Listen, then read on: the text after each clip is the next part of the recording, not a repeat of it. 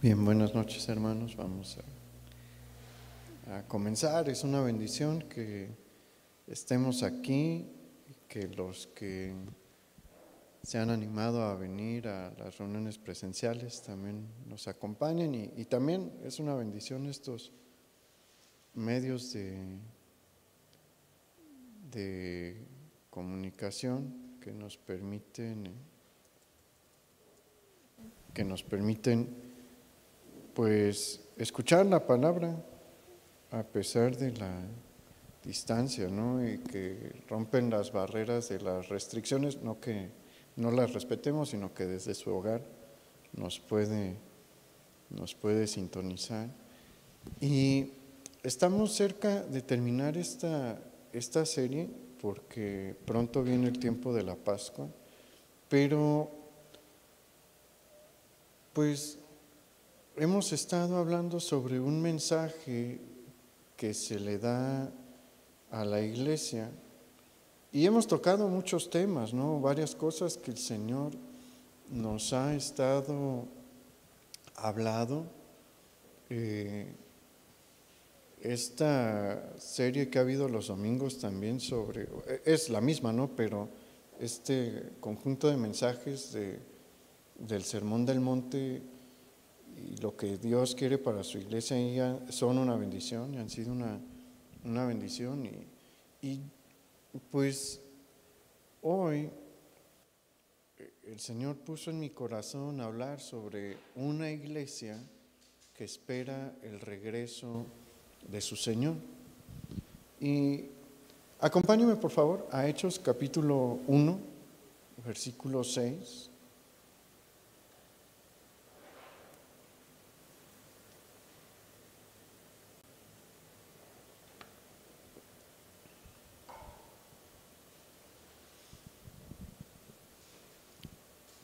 Hechos capítulo 1, versículo 6 dice: Entonces los que se habían reunido le preguntaron diciendo: Señor, ¿restaurarás el reino a Israel en este tiempo? Y él les dijo: No os toca a vosotros saber los tiempos o las sazones que el Padre puso en su sola potestad, pero recibiréis poder cuando haya venido sobre vosotros el Espíritu Santo, y me seréis testigos en Jerusalén, en toda Judea, en Samaria y hasta lo último de la tierra. Y habiendo dicho estas cosas, viéndolo ellos, fue alzado y le recibió una nube que le ocultó de sus ojos. Y estando ellos con los ojos puestos en el cielo, entre tanto que él se iba, he aquí que se pusieron junto a ellos dos varones con vestiduras blancas, los cuales también les dijeron: Varones Galileos, ¿por qué estáis mirando al cielo? Este mismo Jesús, que ha sido tomado de vosotros al cielo, así vendrá como le habéis visto ir al cielo. Y mire, este evento que encontramos aquí es muy significativo por muchas razones. En primer lugar, estamos teniendo la narración de la ascensión de nuestro Señor Jesucristo. Y la ascensión de Jesús es uno de los eventos más importantes dentro de la historia del pueblo de Dios. Porque fue en ese momento cuando Jesús termina el ministerio de Dios el Hijo aquí en la tierra físicamente.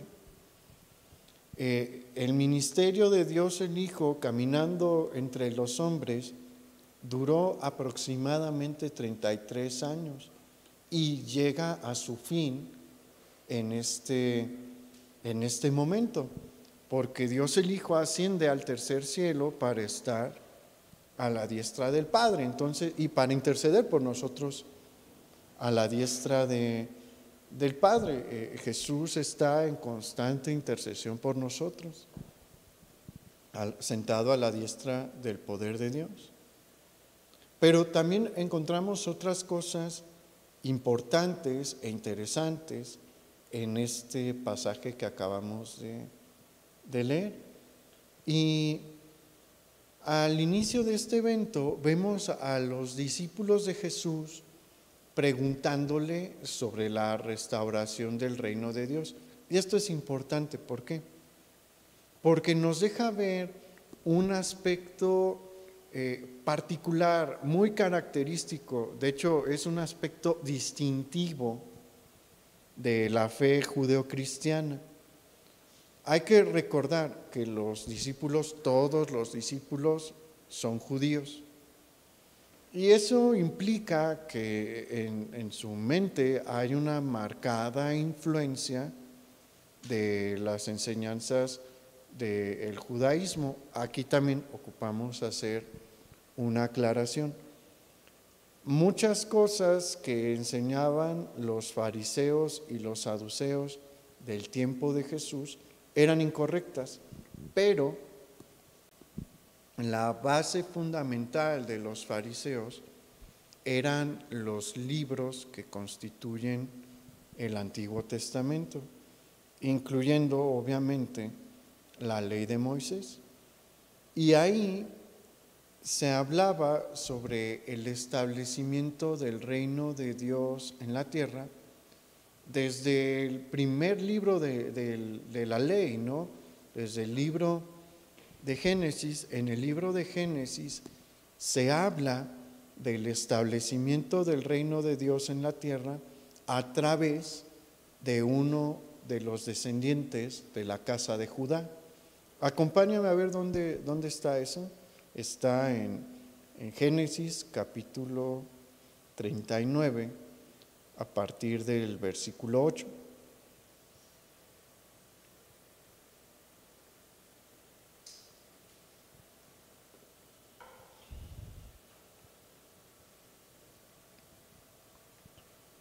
Génesis 39, versículo 8 dice: Judá, te alabarán tus hermanos, tu mano en la cerviz de tus enemigos. Los hijos de tu padre se inclinarán a ti.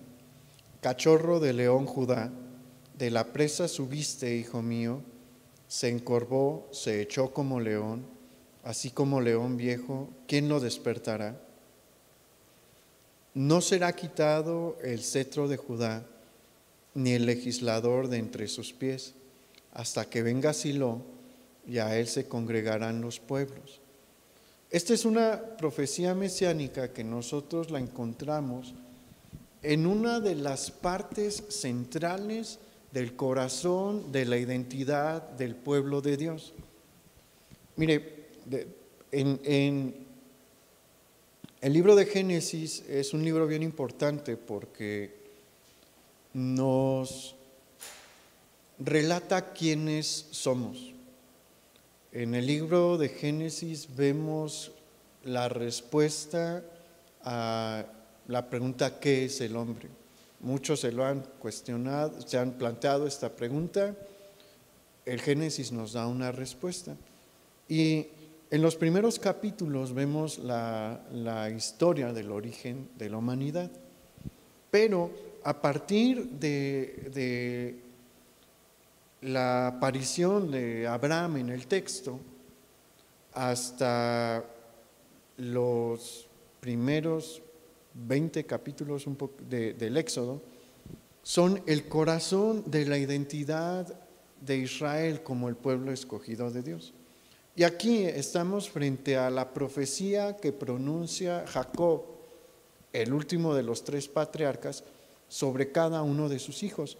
Y aquí en esta parte tan importante dentro de la identidad del pueblo judío, encontramos esta mención de que se va a levantar un descendiente de Judá que va a tener el cetro del reino de Dios por siempre. En el Antiguo Testamento vamos a encontrar más menciones de esto. En Isaías capítulo 9, a partir del versículo 6, encontramos: porque un niño nos es nacido, hijo nos es dado, y el principado sobre su hombro, y se llamará su nombre admirable, consejero, Dios fuerte, Padre eterno, príncipe de paz. Fíjese lo que dice el versículo 7, lo dilatado de su imperio y la paz no tendrán límite sobre el trono de David y sobre su reino, disponiéndolo y confirmándolo en juicio y en justicia desde ahora y para siempre. El celo de Jehová de los ejércitos hará esto. En Jeremías 23, versículo 5, encontramos lo siguiente: He aquí vienen días, dice Jehová, en que levantaré a David renuevo justo, y reinará como rey, el cual será dichoso, y hará juicio y justicia en la tierra. Estos pasajes nos enseñan este principio dentro de la fe del judaísmo, en el que se habla del establecimiento de Dios en la tierra, el establecimiento del reino de Dios de manera terrenal y material.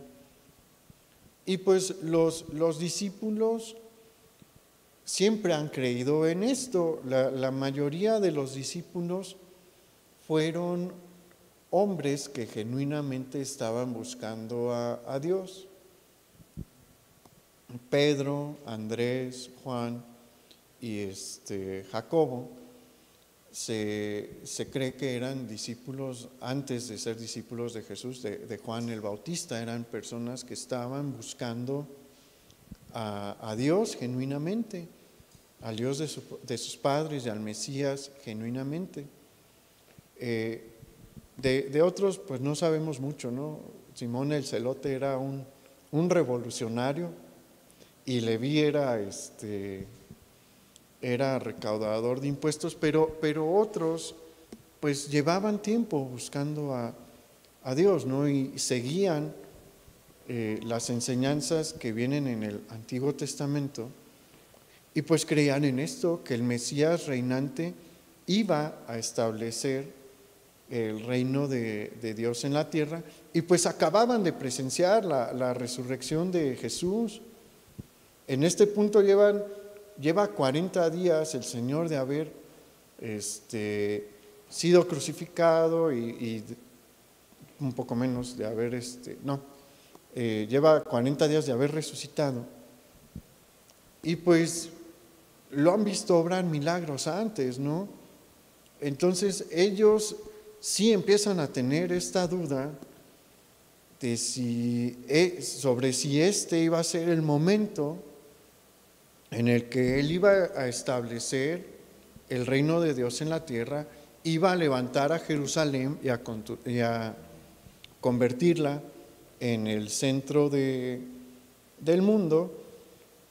Y pues el Señor les tiene otra respuesta, ¿no? Pero antes de abordar esta respuesta, debemos de tener en cuenta algo muy, muy importante. Le mencioné que hay un aspecto en este pasaje que diferencia sustancialmente al cristianismo y al judaísmo de todas las religiones, y es el concepto de resurrección y del establecimiento del reino de Dios en la tierra. Estos dos conceptos, el concepto de la resurrección física y del establecimiento del reino de Dios en la tierra, no los vamos a encontrar en ninguna religión de la antigüedad. Son conceptos propios del judaísmo y del cristianismo. En el cristianismo hay una variante importante que lo diferencia del judaísmo, y es que el cristianismo afirma que ya hubo una resurrección permanente en medio de la historia, la resurrección de Jesús.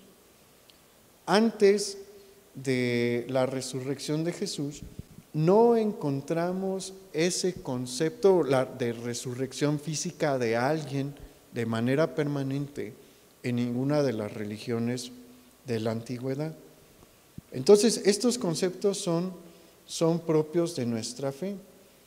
Y vemos entonces a los discípulos con esta expectativa, pero el Señor les dice que en ese momento histórico a ellos no les correspondía saber cuándo el Padre iba a ordenar el establecimiento del reino de Jesús. Posteriormente el Espíritu Santo se los va a ir revelando, porque recordemos que en las cartas de Pablo hay revelación, en los evangelios también encontramos revelación, particularmente en Mateo y en Marcos encontramos, bueno, en todos hay algo, ¿no? Pero en Mateo y en Marcos hay capítulos enteros en los que Jesús habla sobre las señales antes del fin. Juan va a escribir el Apocalipsis y ahí hay una revelación bien grande de todo lo que iba a suceder antes del regreso del Mesías reinante. En las cartas de Pedro también hay revelaciones sobre cosas que se van a presentar en los tiempos del fin. Y bueno, eso va a venir varios años después. En ese momento Jesús les dice, no están listos ni les corresponde saber sobre los tiempos que ha dispuesto el Padre. Pero después viene Hechos capítulo 1 versículo 8, donde viene la promesa de la venida del Espíritu Santo, la tercera persona de la Trinidad, que al venir en el día de Pentecostés va a dar nacimiento a la iglesia e inicio a la era de la iglesia. Es la era en la que nosotros estamos viviendo. Vivimos en la era de la iglesia de acuerdo a lo establecido por la historia de Dios en la Escritura y el reloj de Dios. Y vamos a ver después que Jesús asciende al tercer cielo. Y llega un punto en la ascensión en el que pues los discípulos simplemente ya no pueden ver a Jesús. 10 días después va a venir el día de Pentecostés. Todavía no ha llegado Pentecostés. Y antes de Pentecostés sucede este evento que encontramos en los versículos 10 y 11 de Hechos 1, donde se nos dice, y estando ellos con los ojos puestos en el cielo, entre tanto que él se iba, he aquí se pusieron junto a ellos 2 varones con vestiduras blancas, los cuales también les dijeron, varones Galileos, ¿por qué estáis mirando al cielo? Este mismo Jesús que ha sido tomado de vosotros al cielo, así vendrá como le habéis visto ir al cielo. Hay algo importante a notar aquí, y es que el anuncio del regreso de Jesús fue dado ¿por qué? Según este pasaje, por 2 ángeles. ¿Por qué nos debe de llamar la atención esto? Si nosotros hacemos memoria, todos los eventos importantes de la vida de Jesús fueron precedidos por un mensaje a través de ángeles. Antes de su nacimiento fue anunciado previamente por Gabriel a María y a José. ¿Se acuerdan la resurrección? ¿Quiénes estaban adentro de la tumba? 2 ángeles también. Y en la ascensión nuevamente encontramos a 2 ángeles señalándole a los discípulos que así como vieron a Jesús subir al cielo en una nube, así le habrían de ver regresando en una nube a establecer el reino de Dios en la tierra. Y esto es importante porque antes del nacimiento de la iglesia, todavía no nace la iglesia, ya están los discípulos, obviamente, pero todavía no sucede el evento del nacimiento de la iglesia. Antes de este evento, los discípulos de Jesús, todos los discípulos de Jesús, reciben la promesa más maravillosa, que consiste en que el Rey va a volver. Ellos han sido testigos de cómo ascendió y ahí mismo se les ha prometido que va a volver. Y a partir de ese punto la iglesia ha tenido esa esperanza y esa promesa. Pero lamentablemente el día de hoy es uno de los temas de los que menos se ha hablado. De hecho, hay muchas personas que se sienten incómodas al hablar sobre los tiempos del fin. Y no estoy hablando de la gente del mundo, ¿no? Estoy hablando de la propia iglesia.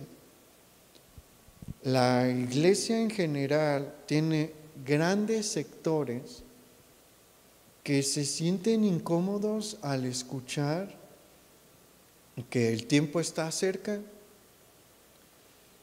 ¿Por qué? Bueno, una de las razones es que hay varias corrientes del cristianismo moderno que enseñan que las personas deben de tener su mejor vida hoy. De hecho, hay un libro titulado de esa manera, ¿no? Y hace unas semanas estaba leyendo un artículo en un medio periodístico en Estados Unidos, escrito por un pastor, diciendo que pues este tiempo de la pandemia este libro del que hablamos, que menciono, llegó a ser un best seller, ¿no? Por mucho tiempo.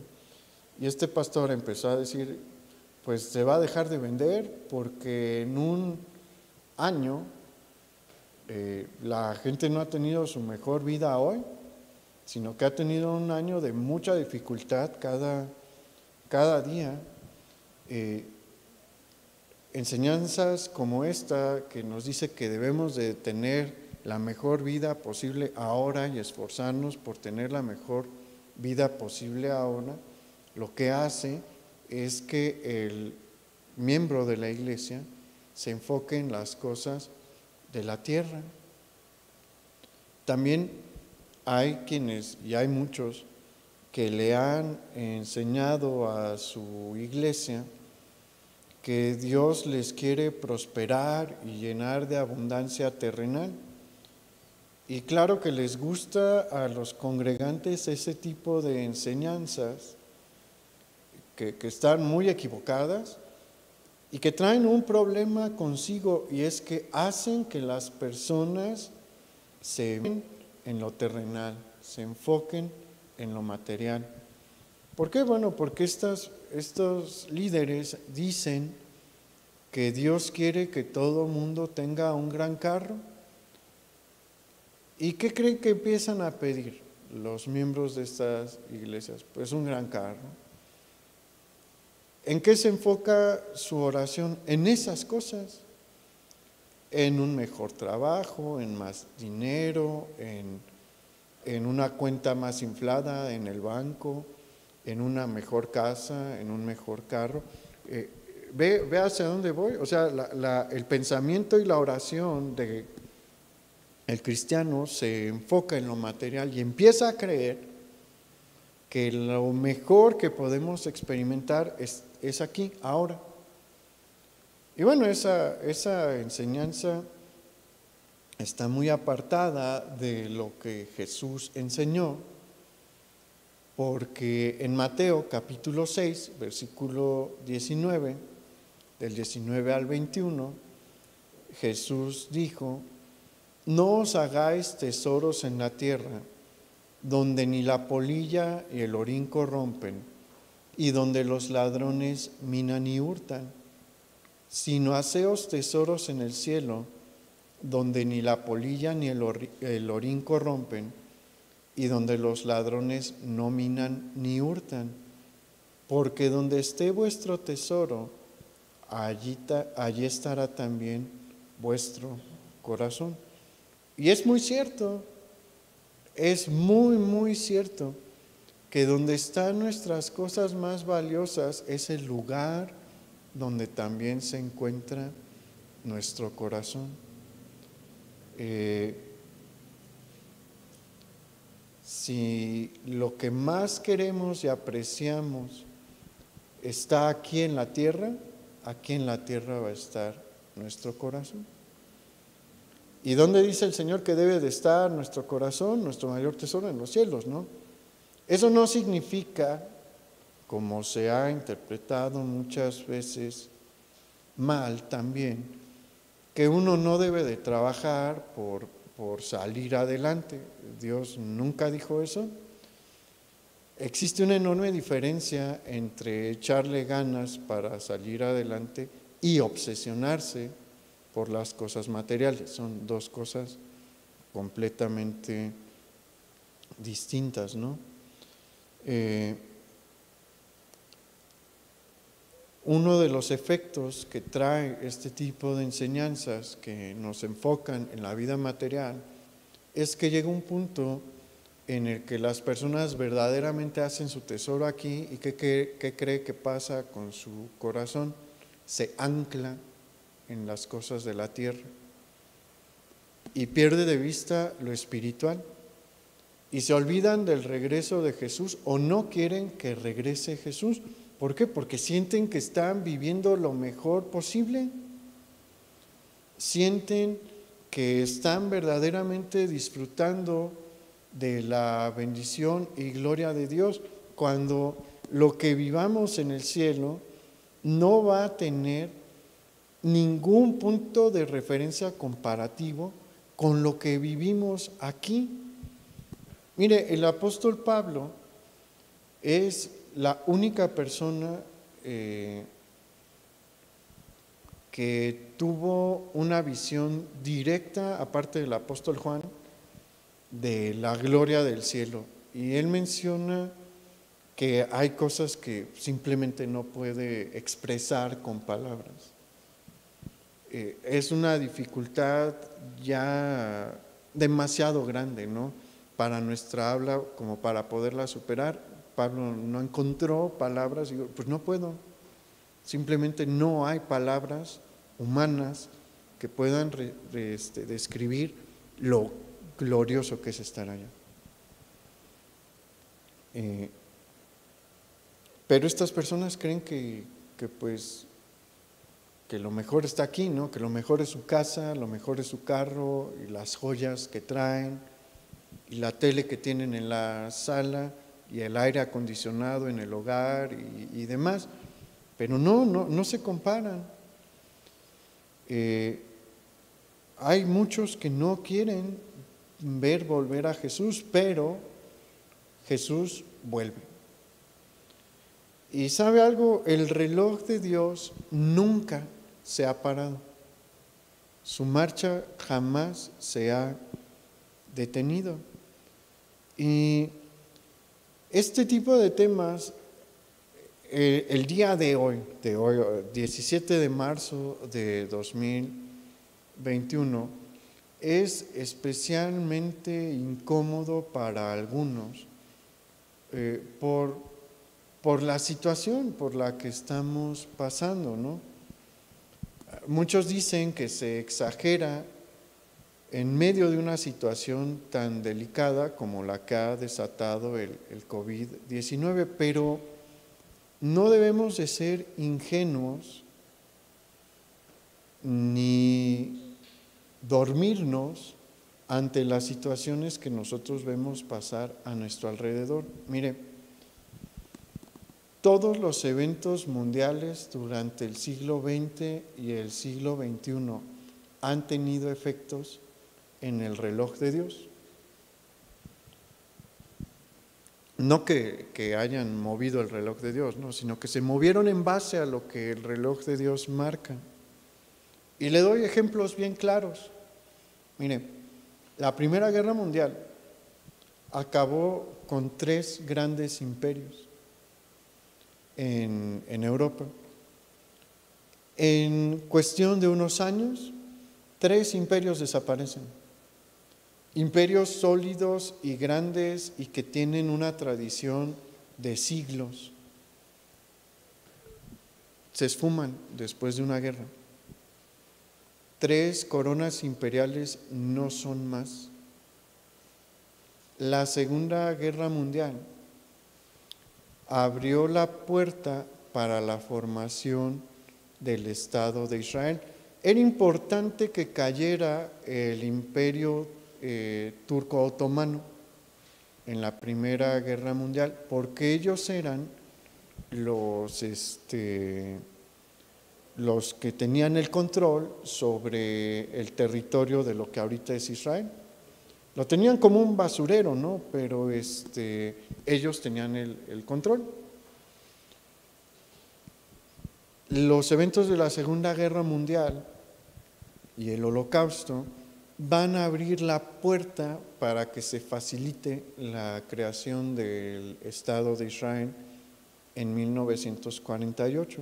Y eso ha sido un parteaguas en el avance del reloj de Dios. Y en el siglo XXI, las 2 crisis económicas que hubo en el siglo XXI, ¿se acuerda que hubo una crisis inmobiliaria en Estados Unidos? Y poco tiempo después hubo una supercrisis en la Unión Europea, iniciada principalmente por Grecia, y pues lo de Grecia destapó unos problemillas que había en Irlanda que eran más chicos que los que había en España, porque en España había unos problemas bien grandes. Bueno, esa crisis económica, junto con la de la inmobiliaria de Estados Unidos, llevaron a una unificación más cerrada del sistema bancario mundial. Y no sabemos qué efectos se van a desprender del COVID-19, pero tenga por seguro que algo va a pasar. Fue un evento mundial, no fue un evento aislado, fue un evento mundial de cierre total de la economía por meses, de cierre total de comunicación intercontinental e internacional en países, ¿no? Una cosa que a mí me impactaba era que hace un año fue que empezaron los cierres duros, ¿no? El cielo estaba limpio de aviones porque no había vuelos, o eran muy, muy, muy poquitos los vuelos. Todo eso fue un evento grandísimo. ¿Qué efectos va a traer? No sabemos. Pero lo vamos a ver, le aseguro que lo vamos a ver. Y por más que nos sea incómodo, el fin va a ser un tiempo terrible. Y tal vez estamos teniendo pequeñas muestras de lo que va a venir cuando el reloj de Dios se acerque a la hora final. Acompáñeme a Apocalipsis, capítulo 6, versículo 8, por favor, porque ahí se nos habló sobre el jinete del cuarto sello. Y hay algo muy interesante allí. Acompáñeme, por favor. Apocalipsis, capítulo 6, versículo 8.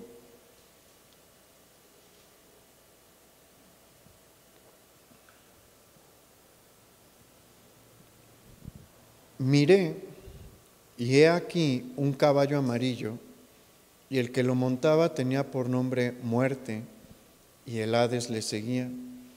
Y le fue dada potestad sobre la cuarta parte de la tierra, para matar con espada, con hambre, con mortandad y con las fieras de la tierra.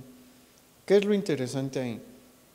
La palabra mortandad puede referir también a enfermedades y pestes. Este cuarto jinete va a acabar con un cuarto de la población mundial. Y mortandad ahí no refiere a guerras, porque eso viene antes, ¿no? Los instrumentos que le son dados son la espada, el hambre, la mortandad y las fieras. Entonces, la espada es lo que refiere a la guerra. El hambre, pues, es muy claro. La mortandad se refiere a enfermedades y pestes, muy probablemente. Y bueno, esto generó lamentablemente bastantes muertes, pero a escala mundial no es lo peor que hemos visto, ¿no? La peste negra y la peste bubónica fueron cosas espeluznantes, ¿no? Pero eso se va a desatar, eso va a venir en el fin. Y la cosa es que las pestes en el pasado eran distintas a lo que acabamos de vivir ahorita. ¿Por qué? Por la capacidad del desplazamiento humano. Se cree que la peste bubónica empezó en Mongolia, entre China y Mongolia, y se desplazó hasta Europa, pero le tomó años poderse desplazar, porque pues iban las pulgas de las ratas, y pues los viajes de esa región hasta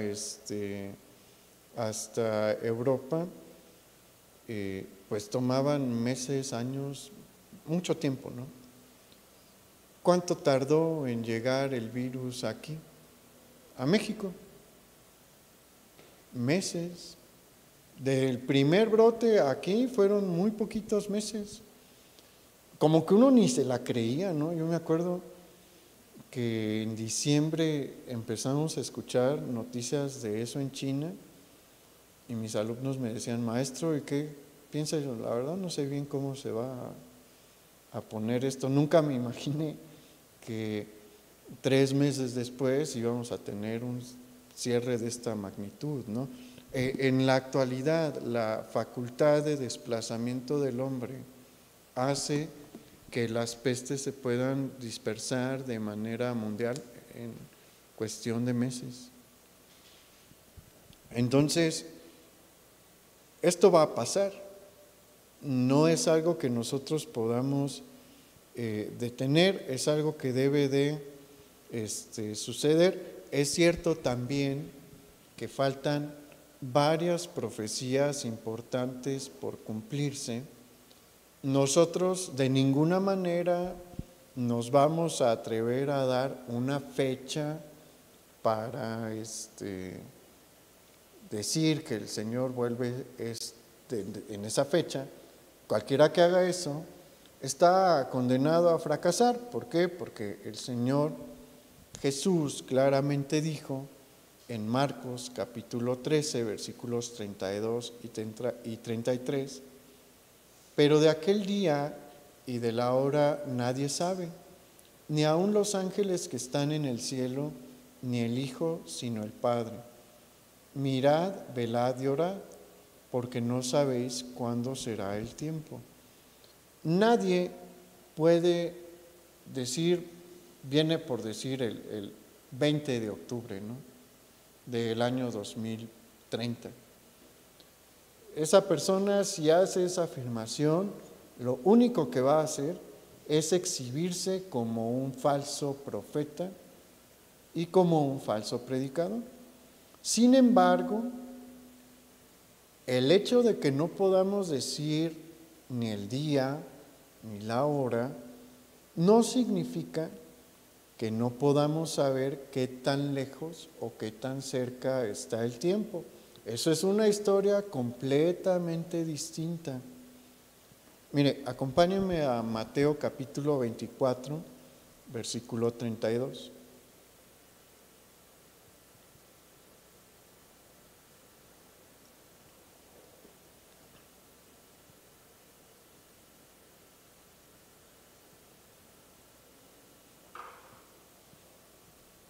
Mateo 24, versículo 32 y versículo 33. De la higuera aprended la parábola. Cuando ya su rama está tierna y brotan las hojas, sabéis que el verano está cerca.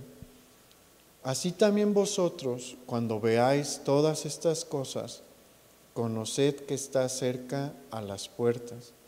Más adelante, ese es en otro evangelio, ¿no? En Marcos capítulo 13, versículo 34, del 34 al 37, el Señor dijo: mirad, velad y orad, porque no sabéis cuándo será el tiempo. Es como el hombre que, yéndose lejos, dejó su casa y dio autoridad a sus siervos y a cada uno su obra, y al portero mandó que velase.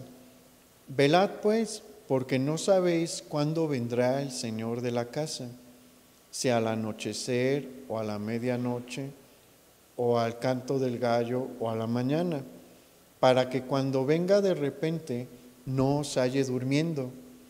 Y lo que a vosotros digo, a todos lo digo: velad.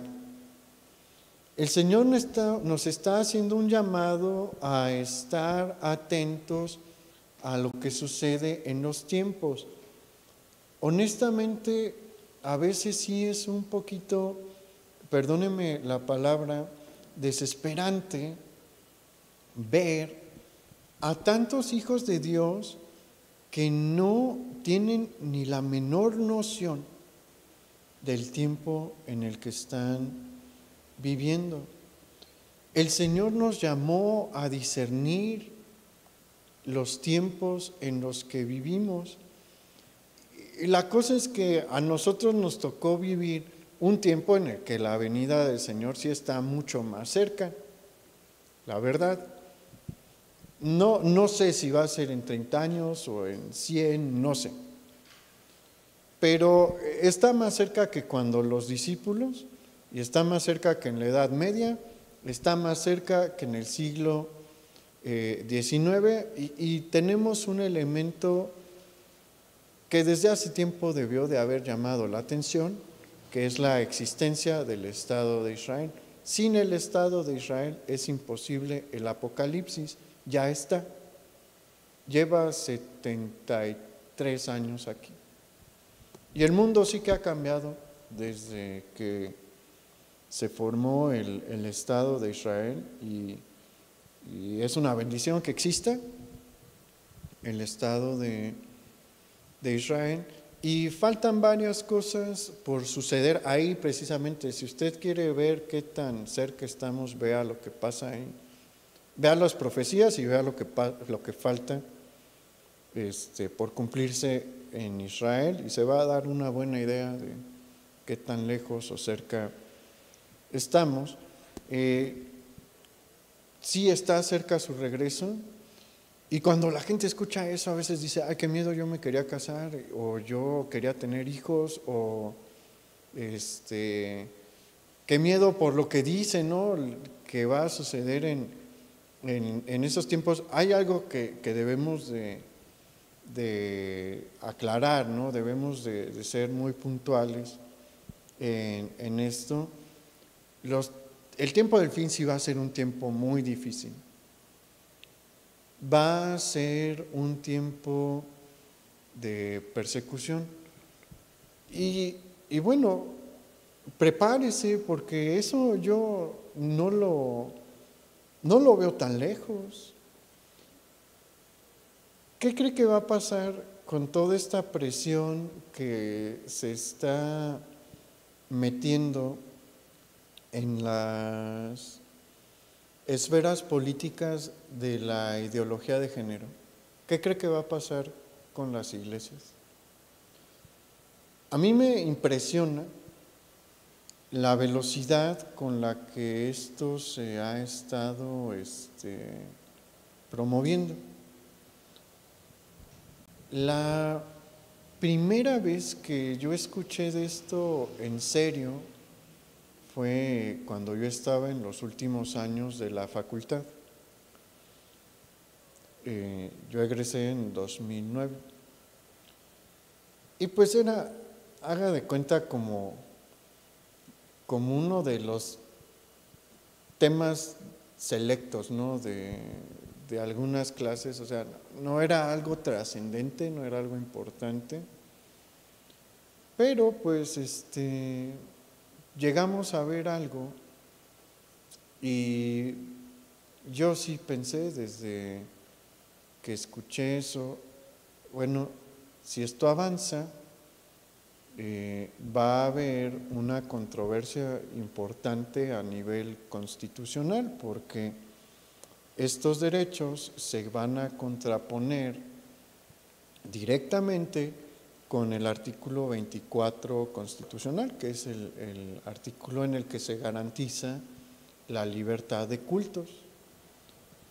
Porque, y bueno, lo vimos y salió alguna que otra noticia y entré a trabajar y por varios años no se escuchaba gran cosa. Pero en los últimos 5 años, ¿cómo se han puesto las cosas? Es más, no hace 5 años, no, en los últimos 3, 4 años, esto ha crecido de una manera en la que no se veía ver. Y se van a lanzar directamente con las iglesias. ¿Por qué?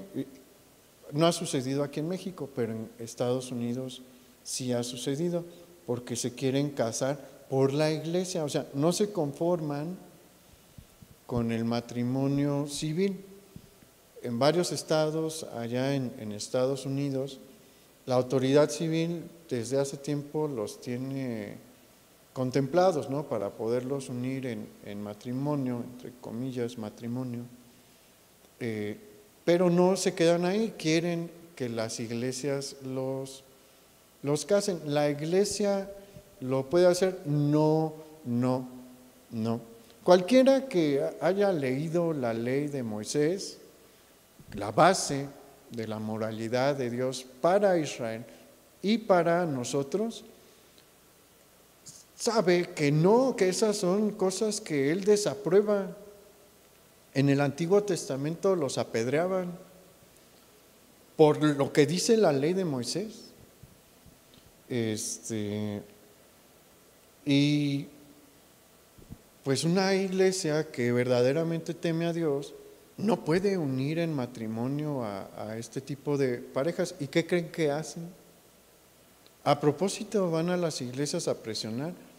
Hay una amenaza ahorita para las iglesias en Estados Unidos de quitarles apoyos y recursos federales si no casan a personas del mismo sexo. Le explico muy rápido en qué consiste esto. Hay quienes hacen ciertas ofrendas a las iglesias y eso lo pueden deducir de sus impuestos, y están amenazando entre eso y otras cosas a las iglesias, ¿no? Le dice, ¿sabes qué? Pues avísale a tus congregantes que eso se va a acabar, ¿no?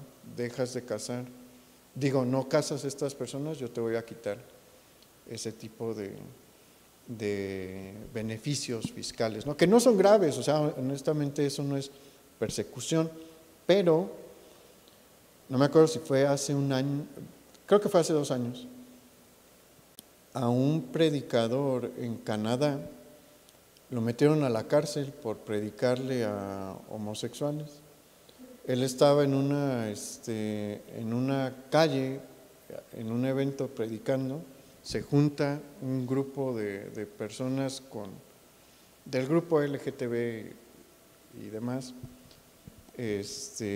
lo empiezan a amedrentar, se le empiezan a acercar se empiezan a poner violentos, como son estos grupos. Llega la policía y ¿quién creen que se va preso? El pastor. ¿Por qué? Le llaman allá que están dando un mensaje de odio por predicar el arrepentimiento. Y él no se fue directamente sobre los pecados homosexuales, estaba predicando de arrepentimiento general. Eso se va a presentar en algún punto. La persecución viene. La Escritura señala, las profecías señalan que esta persecución va a cobrar muchas vidas de creyentes, sí, pero no es del todo malo esto. ¿Por qué? Porque todos los que hayan muerto en ese periodo, y los de atrás también, ¿no? Pero todos los que hayan muerto en este periodo van a participar en una cosa increíble. Acompáñame a ver en qué puede que nos toque participar. Acompáñame a Apocalipsis capítulo 19, versículo 11. En este punto, la humanidad ha llegado al momento máximo de rebelión de Dios, de rebelión en contra de Dios. Ya han cobrado la vida hace tiempo atrás, de este punto de la profecía. Años atrás ya hubo la persecución,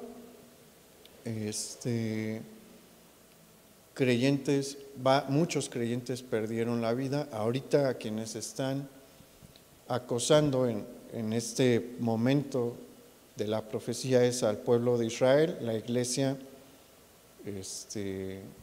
está en un lugar bien especial y la iglesia va a participar en esto.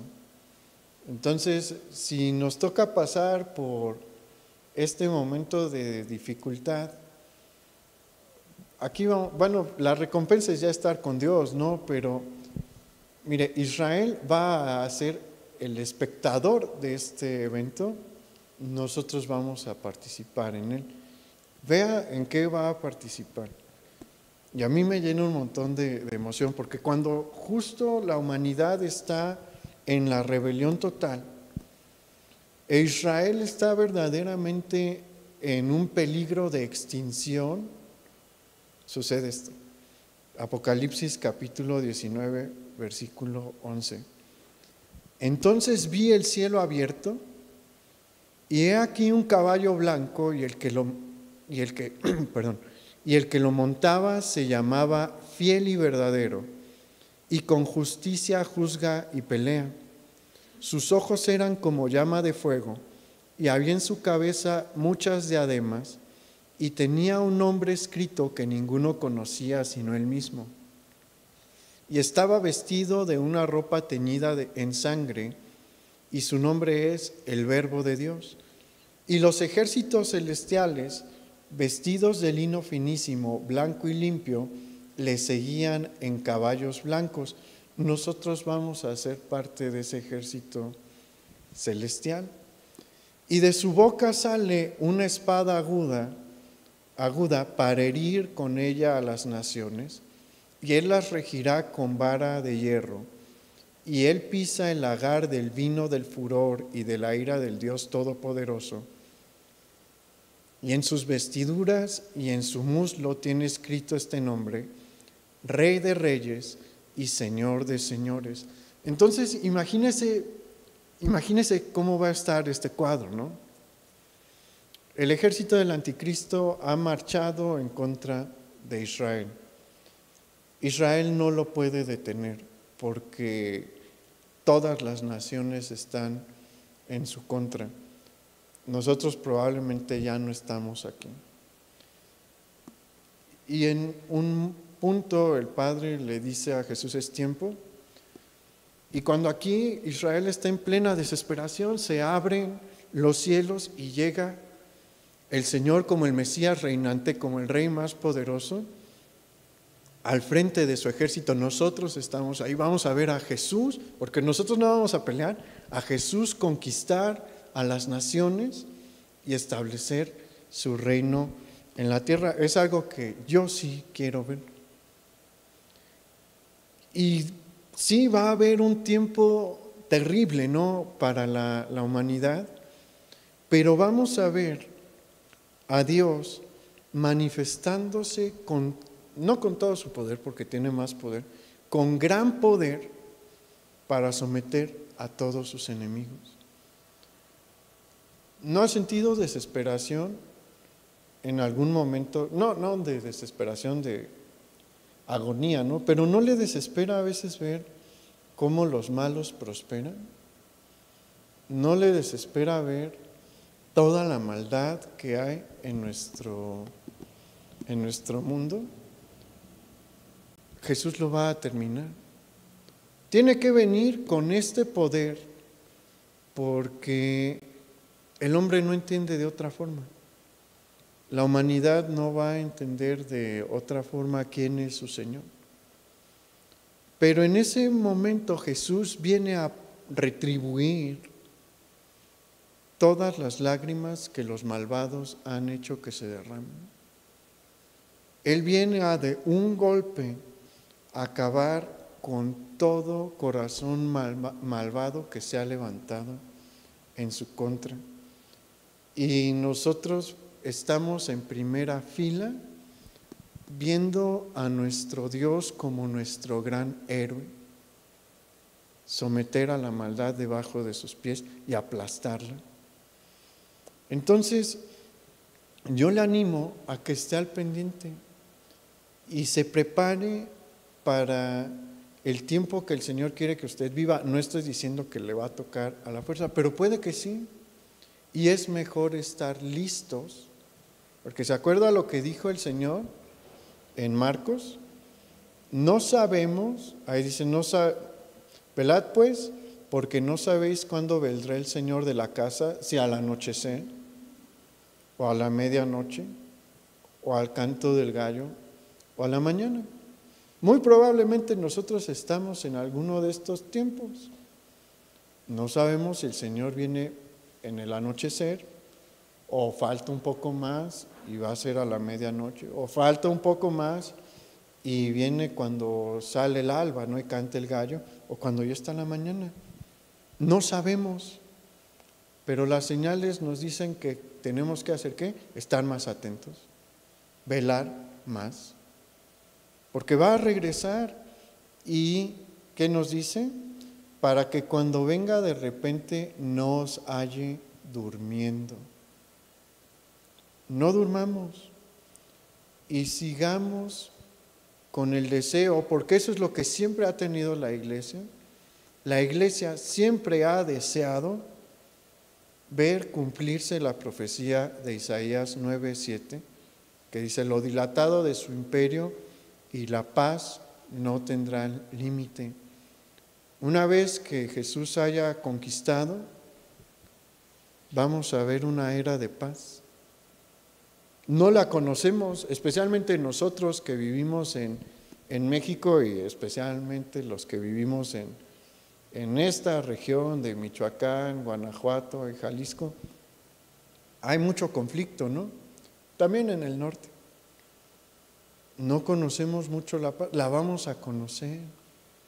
Vamos a conocer lo que es estar tranquilos, sin miedo a que pase algo malo, a que haya un crimen, un delito cerca de nosotros. Entonces hay que ser una iglesia que está esperando el regreso de su Señor. Vamos a orar. Padre, muchas gracias por lo que tú nos hablas hoy. Gracias porque nos recuerdas que tú vuelves, y vuelves de la manera más gloriosa. Y Señor, te queremos decir que estamos deseando verte regresar, que queremos verte volver, que queremos ver cómo acabas con la maldad, que queremos ver tu reino y queremos ver tu paz. Ayúdanos, Señor, a prepararnos y a discernir, a no dormir, porque hay muchos que sí se duermen. Va a haber muchos que los vas a encontrar durmiendo y no queremos ser de esos. Por favor, Señor, ayúdanos a estar alerta, a ser entendidos de los tiempos y a ser una iglesia fiel que no se olvida de la promesa de su Señor. A ser una novia fiel que no se olvida de la promesa de su novio. Ayúdanos, Señor, a velar y a cumplir con la obra que tú nos has dejado, para que cuando tú regreses nos digas: bien, buen siervo y fiel, sobre poco has sido fiel, sobre mucho te pondré, entra en el gozo de tu Señor.